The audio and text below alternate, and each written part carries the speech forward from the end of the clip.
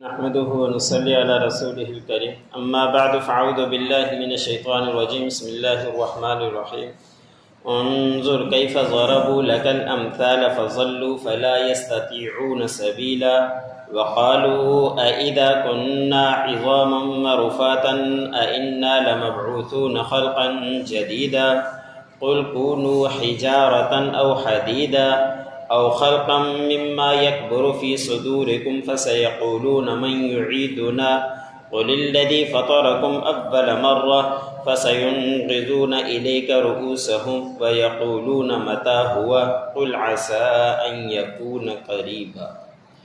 سورت بنی اسرائیل کا درس چل رہا ہے۔ اسی سورت کی آیت نمبر 48 سے لے کر 51 تک تلاوت کی گئی۔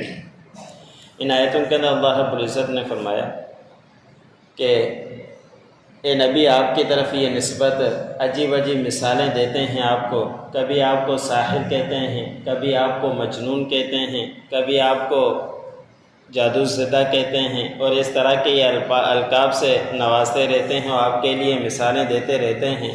بس یہ گمراہ ہو چکے ہیں، اور جب گمراہ ہو گئے اب ان کے لیے کوئی راستہ نہیں ہے۔ جس طرح کی چاہیں یہ مثالیں دیتے رہیں، اس لیے کہ یہ راستے سے بھٹکے ہوئے ہیں، اب یہ سیدھی راہ کی طاقت ہی نہیں رکھتے کہ وہ سیدھے راہ پر آ سکیں۔ بس یہ اس طرح کے القاب ہی دیتے رہیں گے اور ان کے پاس کوئی راستہ ہی نہیں بچا۔ قرآن پاک کے اندر 114 صورتیں ہیں، 86 صورتیں ایسی ہیں جو مکہ مکرمہ میں نازل ہوئی تھی، اور اس کے اندر اللہ رب العزت نے زیادہ تر توحید کا، رسالت کا، قیامت کا تذکرہ بیان فرمایا ہے۔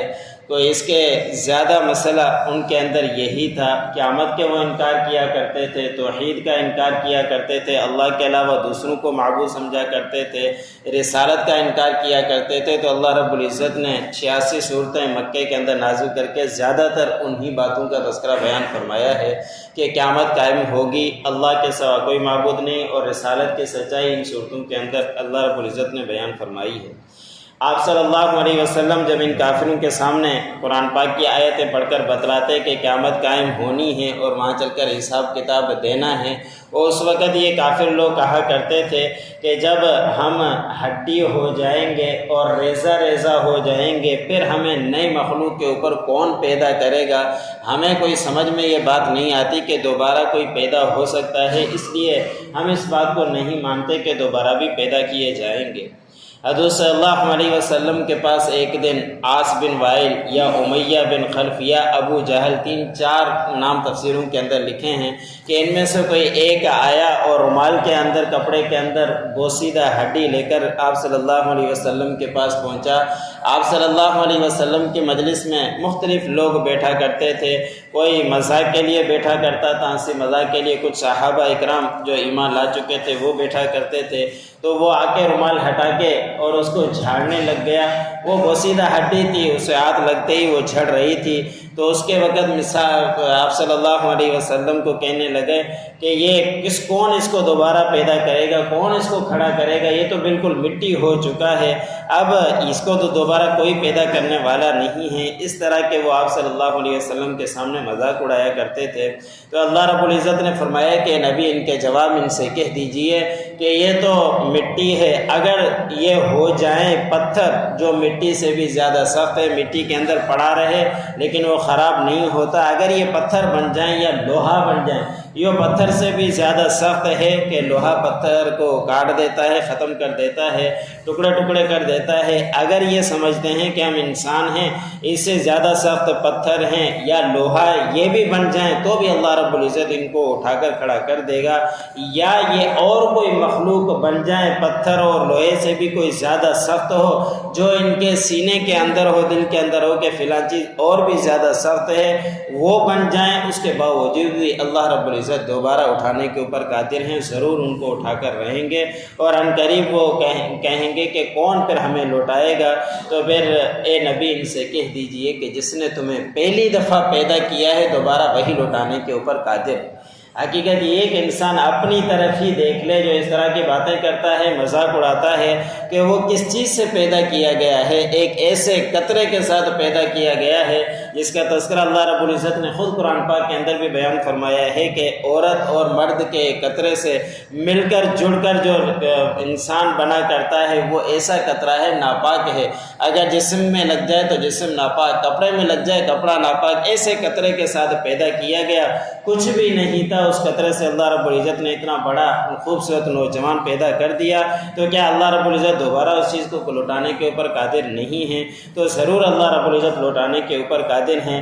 جب اللہ رب العزت نے فرمایا کہ ان کے پاس یہ تمام باتوں کے جواب آ گئے، اب یہ حیران ہو کر ایک اور سوال کر دیں گے آپ کے سامنے، سر ہلا کر کہیں گے کہ پھر یہ بتلاؤ کہ یہ واقعہ کب ہوگا، وقوع کب ہوگا، قیامت کب ہوگی؟ تو اس طرح کی اب سوالات چھوڑیں گے تو کہہ دیجئے کہ ممکن ہے کہ وہ وقت قریب ہو، اس لیے کہ جو گزرتا جاتا ہے وقت وہ دور ہوتا جاتا ہے، اور جو آنے والا ہے وہ ایک کم ہو گیا تو مزید اور کم ہوتا جائے گا۔ تو ان سے کہہ دیجئے کہ وہ وقت ممکن ہے کہ قریب ہو اور قیامت قائم ہوگی اور سب کو اٹھ کر اللہ رب العزت کے ہاں حساب دینا ہے۔ انظر کیف ضربوا لک الامثال، دیکھیے کہ کیسے یہ آپ کے لیے مثالیں گھڑتے ہیں۔ فَصَلُّوا، پس وہ گمراہ ہوئے، فَلَا يَسْتَطِعُونَ سَبِيلًا، پس وہ طاقت نہیں رکھتے کسی راستے کی۔ وَقَالُوا أَإِذَا كُنَّا عِظَامًا مَّرُفَاتًا، وہ کہتے ہیں کہ کیا جب ہم ہڈیاں ہو جائیں گے اور ریزہ ریزہ ہو جائیں گے، أَإِنَّا لَمَبْعُوثُونَ خَلْقًا جَدِيدًا، کیا بے شک پھر ہم نئے مخلوق بنا کر پیدا کیے جائیں گے۔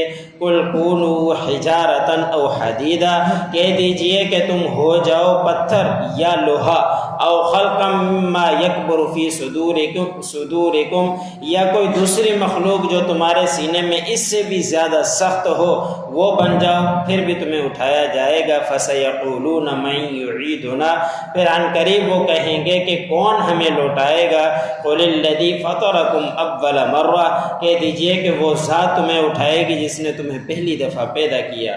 فسینغضون الیک رؤوسہم، پھر وہ اپنے سروں کو ہلائیں گے آپ کے سامنے۔ وَيَقُولُونَ مَتَىٰ ہُوَ، پھر وہ کہیں گے کہ وہ وقت کب ہوگا۔ قُلْ عَسَىٰ أَن يَكُونَ قَرِيبًا، کہہ دیجئے کہ ممکن ہے کہ وہ قریب ہی ہو۔